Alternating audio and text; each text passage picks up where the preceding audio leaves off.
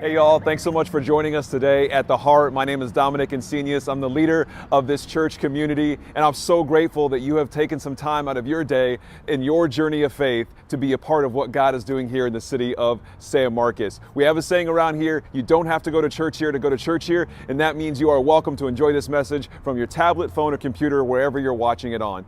Big things can happen when we expect God to move. So I pray today that God would speak to you through this message. The message today can encourage you and empower you to move throughout your week and what's next in your life. So enjoy this message.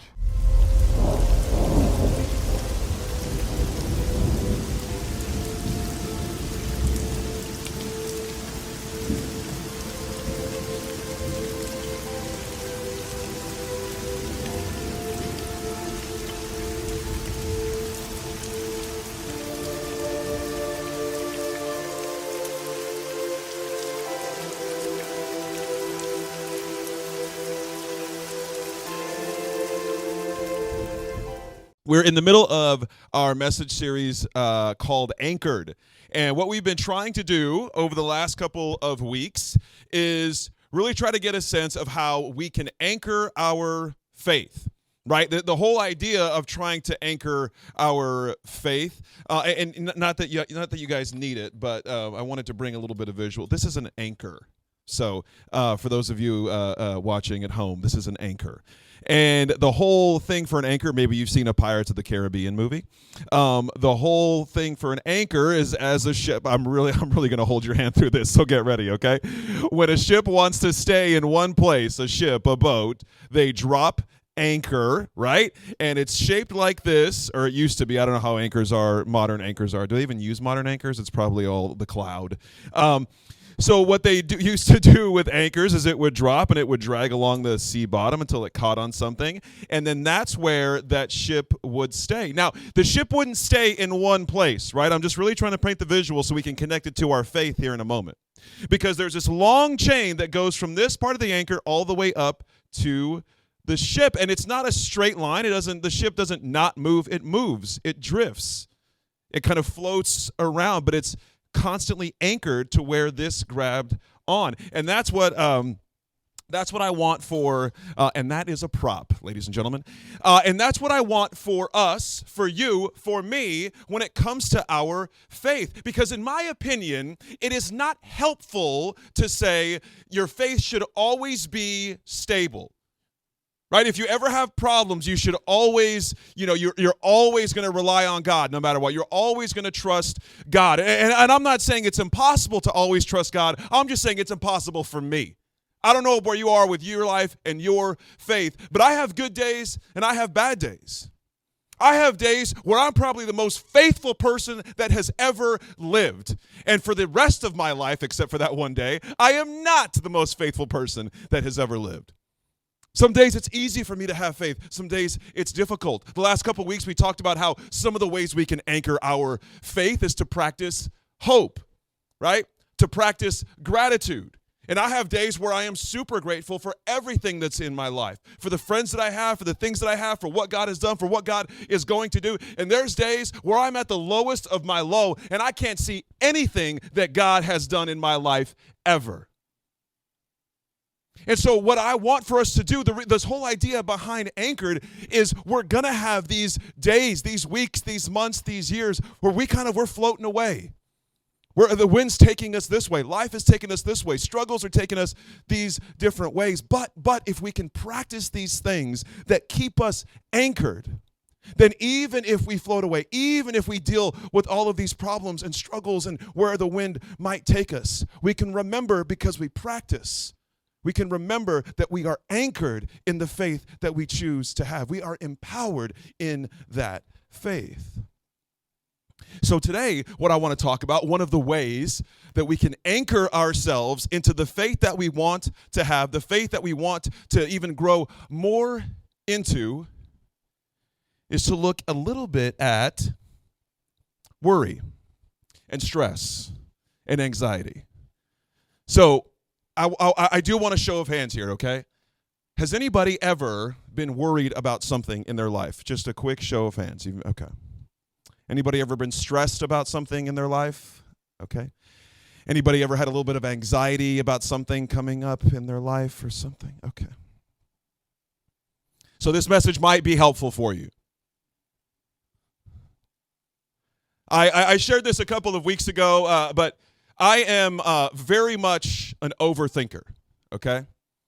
But what I do, my specialty, okay, my superpower in overthinking is I am quick to act. I can make a decision very, very quickly, right? And feel confident in that decision. No one's ever more confident than Dom is when he makes a quick decision about something that needs to be said or done.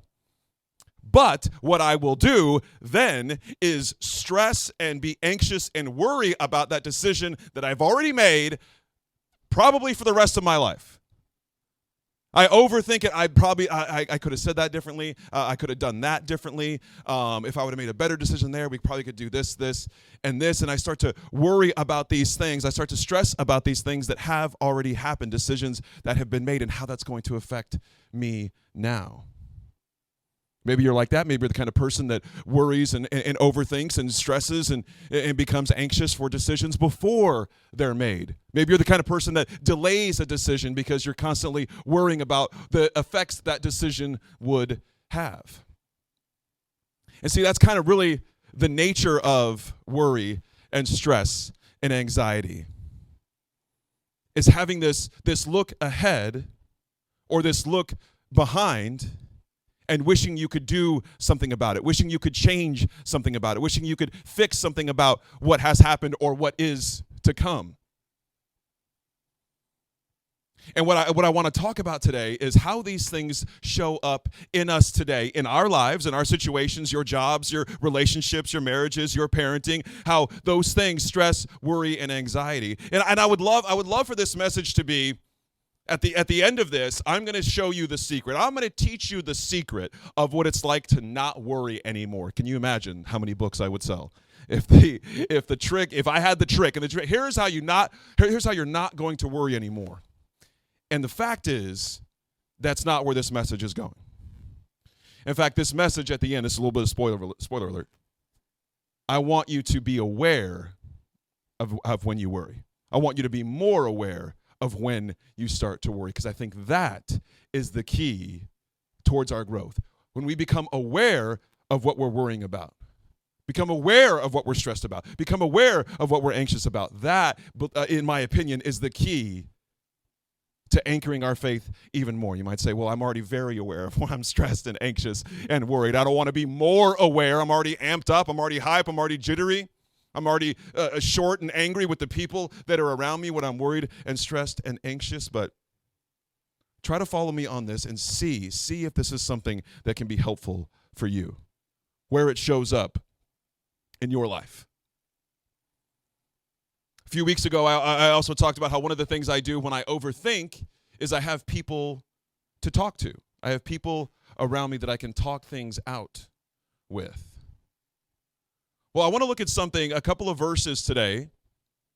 One is going to be from 1 Peter, and the other one's going to be from the book of Psalms. And I want you to see, and I know you're not a biblical scholar, I also am not, but I want you to see if you can see any similarities, any connections between these two particular parts of the Bible. So I want to look at 1 Peter. 1 Peter is written by, can you guess? Maybe you are biblical scholars. 1 Peter 5:7. Now this is a letter written by a man named Peter. Peter famously is one of the disciples that followed Jesus. He did a lot of amazing things, was a part of a lot of miracles and teachings that Jesus had. One of Jesus' best friends, followed him around the whole time he had his ministry, was there at the end when Jesus died. And Peter continued to teach the ways of Jesus, continued to teach the things that Jesus taught. And so this right here, it's one of the letters that he wrote to a group of believers. And I want you to pay attention to here at the end what Peter says to this group of leaders. Because he's kind of, at this part we're going to read, he's kind of wrapping up the letter, okay? Giving them some advice, some wisdom And watch what he says here. We're just going to read chapter 5, verse 7. Or I'll read verse 6 and we'll jump into verse 7. So humble yourselves under the mighty power of God, and at the right time he will lift you up in honor. Watch this. Give all your worries and cares to God, for he cares about you. Give all your worries and cares to God, for he cares about you. All right, now I want to look at Psalm 55, verse 22.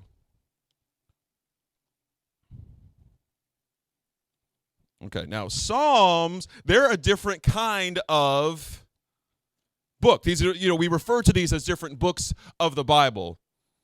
But really some are letters and some are poems and some are accounts of history. This particular one is more of like a psalm is like a song, okay? Like a poem that we're going to read, or a song that's meant to be sung. Now watch this. This is book 55, Psalm 55, verse 22. See if you see any similarities here. Give your burdens to the Lord, and he will take care of you. He will not permit the godly to slip and fall. Now, here's what's fascinating to me, and it doesn't need to be fascinating to you, but I want to tell you why it's fascinating to me. It's because Psalm 55:22 was written roughly 1,000 years before 1 Peter was written. Now, you could probably make the argument that Peter was referencing Psalm 55:22, right? He doesn't say it in his letter. But it might be a good guess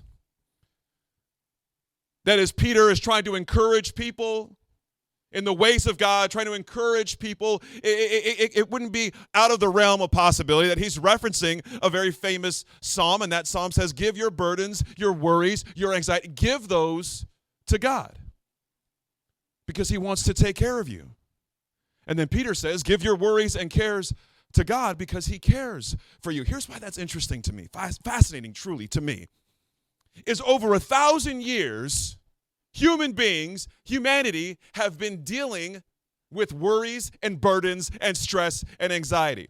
And then 1 Peter was written about 2,000 years before today. So 2,000 years ago, they were still dealing with the same thing. And I'm here talking to you about it today, and we're still dealing with that same kind of thing. I just think that is powerful that over the course of the history of humanity, there has been these things, no matter where we're from, no matter what part of the world we live in, no matter what language we speak, no matter what culture we're in, there's this thing that connects God's people, this thing that connects humanity, and we're able to be in it together, to sit in it together.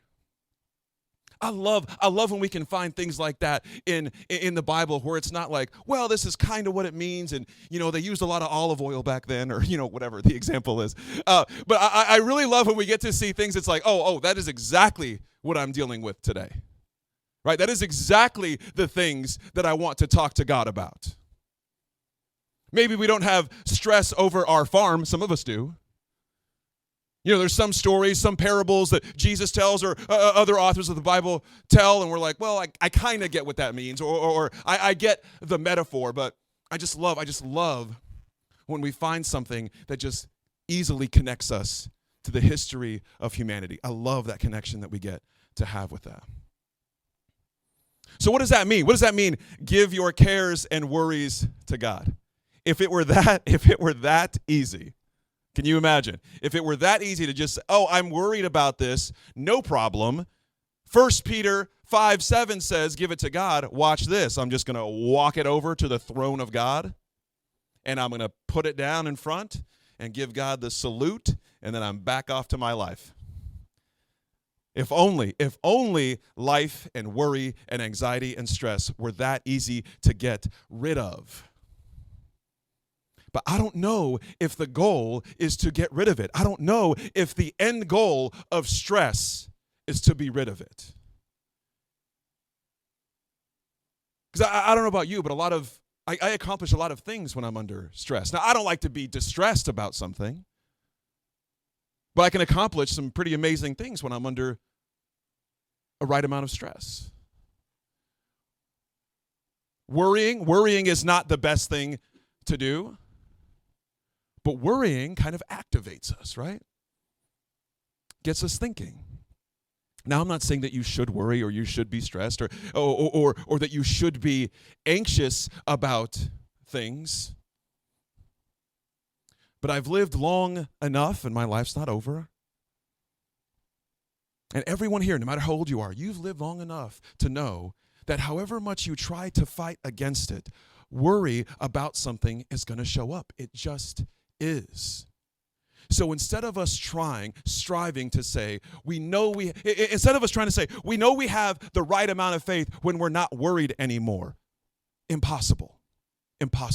But what if we said, when I worry, when I'm stressed, when I'm anxious, I will let that remind me that God cares about me, that God cares. When I'm worried, when I'm stressed, when I have something big going on and I'm overwhelmed, I will let that remind me, not that I'm messing up because I'm worried, not that my faith is in bad shape because I'm anxious about something. No. What if you said, when I worry, when I'm stressed, I'm going to let that remind me that God cares for me.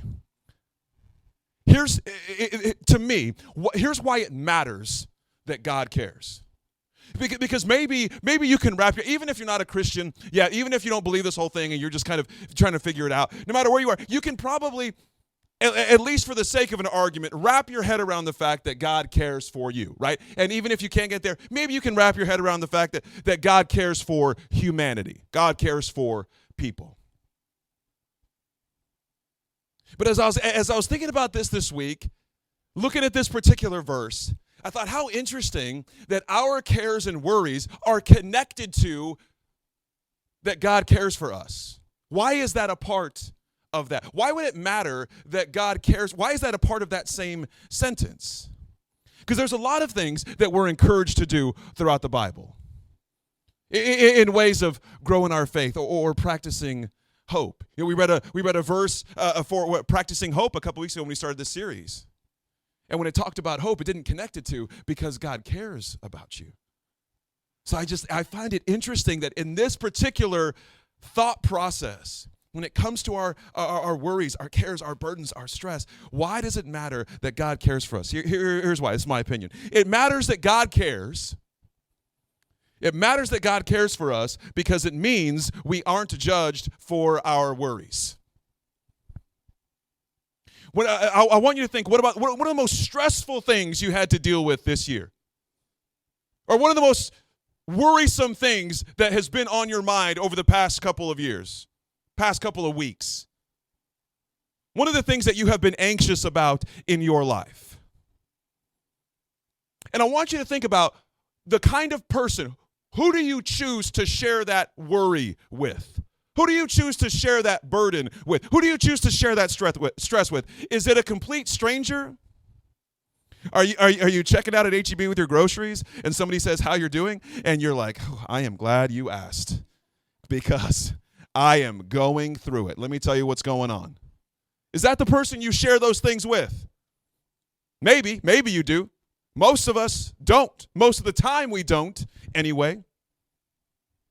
If you think about the kind of person in your life that you share those things with, it's the people who know you, right? The people who really see you. Because when you're able to share those things with the people in your life that know you and see you, you are less worried about the judgment that you're going to receive for what you're thinking about, for what you're worrying about. And I don't know if it's true. This is my opinion on why that's connected to that. It's my opinion that God caring about us is connected to us giving him our worries and our stress. Because I think it points to God really seeing us and knowing us. I don't know if this is, I know it's not like this for everybody's parents, but my parents who are watching online today, love y'all. They are the least judgmental people to me. Whatever I've gone through in my life, no matter what it is, they're always on my side. Always on my side. To a fault. And I love it.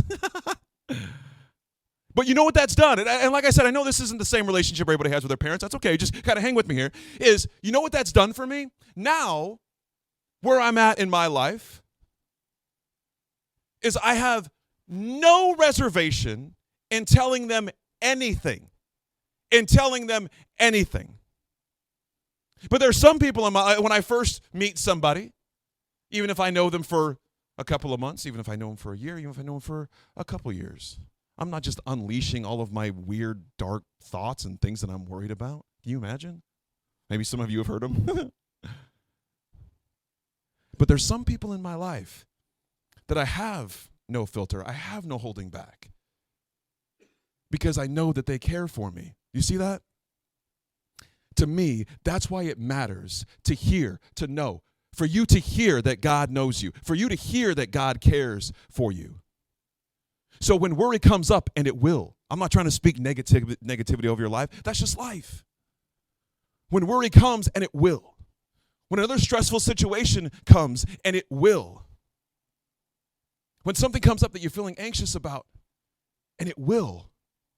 We don't have to be afraid of those things. We don't have to be scared that it's coming. We don't even have to be scared in the middle of it because we can know, we can let those times remind us that God cares. And one of the brilliant, beautiful ways that God works in the world is He works through the people around us. So maybe you've never experienced a glimpse of God caring for you or loving you or knowing you or seeing you. If you can get around some of the people that you know, love, and trust, you can get a glimpse of what it's like to be known by God through those people. God works through us. God works through the people around us, and I'm grateful for it. That's how we're going to anchor our faith even more. It's not being scared that the worry is coming,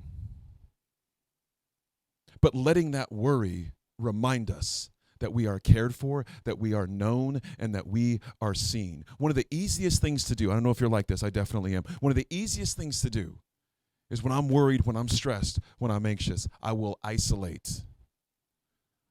I'll isolate from people. One of the easiest ways to know is if I'm anxious about something is if I'm rude and curt with you. I'm probably anxious about something. I don't have time for your nonsense. Here, I wrote this down for you if you want to remember this. You can't stop worrying. Maybe you can't stop worrying, but you can let worrying remind you that God cares. You can do that. That you have control over. I wonder if that's too. This is the last thing I want to share with you. I wonder if that's how it is for us too. Is when we can't control something. Maybe that's where some worry comes from, right? Some worry, some stress, some anxiety. I read something this year. I like to say I read an article. Does anybody remember what I mean when I say I read an article? It's TikTok. Whenever I say I read an article about something, it means I saw a short video on TikTok, okay? You can use that in your life. People don't know. They don't care. So I was reading this article in the Wall Street Journal. That was very impactful for me. I like to find little bits of wisdom, little bits of things that can like easily put in my brain and kind of take with me. And it's very, very helpful for me, and I want to share it with you today. It's this right here. If you can do something about it, whatever you have going on in your life, think of the situation you have going on in your life. If you can do something about it, then there's really no need to worry. Just do something about it. And on the other hand, if there's nothing you can do about it, if you can't do anything about it, then there's also no need to worry because there's nothing you can do. And I'm all about things that can empower our faith. Right? I don't want you to be a victim to your faith, a victim to your circumstance. Now, I know that not all of our lives are happening at the same pace in the same way, and some of us have dealt with hardships, and some of us have dealt with difficult situations. And I'm not here to say that this situation is more difficult than this, or you had an easier life than this person. That's not the point. The point is we're going to have these things happen in our life, in our faith. They're going to affect our faith, affect our relationships. And I want us to be empowered. God has empowered us to own our faith. Not to wait for faith to happen to us, but to find that faith, to anchor into that faith. And when we anchor ourselves into our faith, now we don't have to be worried about the things that are going to happen to us in life. Now we're ready for life wherever it takes us. We don't have to be the kind of people that are like, things are going really well. I wonder when the other shoe's going to drop. Right? Things are okay now, but they won't be okay forever. That's one perspective to have. Or that's maybe one attitude towards that perspective. But what if we could say, you know what, things are going pretty good right now, and they may not be forever, but even if they're not, I'm worried. Or I'm not worried. Even if they're not, I'm anchored. I'm going to be anchored in my faith because I'm going to practice hope. I'm going to look around me and I'm going to practice gratitude. And when I start to worry, when I start to stress, when I start to be anxious, I'm going to practice letting that remind me that God cares. Here's why I say practice with all of those. I'm going to wrap up here, I promise. Here's why I say practice with all of those. Because if you practice hope and you practice gratitude and you practice letting worry remind you that God cares for you, if you're practicing those things, well, when you don't do it, you don't have to beat yourself up because you're just practicing. I don't want you to subscribe to the kind of faith that says, here's what you're supposed to do, here's how you're supposed to do it, here's what you're supposed to say, and if you don't do those things, you're missing it. I don't want you to subscribe to that kind of faith. I want us to subscribe to the kind of faith that makes room for the mistakes. That says when we have these problems, don't isolate from God, don't go away from God, don't go away from people. Go to the people. Go to the God that cares for you, that wants to hear your problems. You have that friend? Do you have that friend, that person in your life that sees your brow furrowed and says, man, tell me what's going on. I want to know what's going on. I'm here for you. I care about what you care about. I care about what you have going on. Those kind of people in your life, it's easy to pour your heart out. What we have from 3,000 years ago, that's the perspective that David, who wrote Psalm 55, had of God. 1,000 years later, Peter had the same perspective of God. And 2,000 years after that, we can choose to have the same perspective. Through thousands of years, people who have followed God have been able to see that God cares for us. If you could, I want you to close your eyes for a minute and bow your heads. I want to pray for us this morning.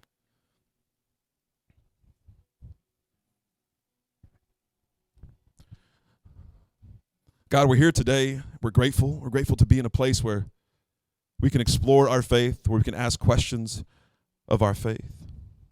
God, I pray that we would have the boldness and the courage that as we move forward into this week, the rest of this year, next year, and the rest of our life, that when worry comes, when stress comes, when anxiety comes, we wouldn't let it make us fall apart. But we would let it remind us that you care. God, I pray that you would open our eyes to the family and friends around us that we have that care for us as well. Help us to see the people around us that know us and see us and care for us, so that our worries and our stress, our burdens will not be our own, and we can be in it together as a community. We love you for that, and we pray that in Jesus' name. Amen. Y'all, thanks so much for joining us today at The Heart. To find out what is next for you in your journey of faith, I want to invite you to go to theheart.church/next, see what's in store for you, get in touch with us. We would love to be able to connect with you and see how we can partner with you in your journey. I hope you have a great rest of your week, and we'll see you soon.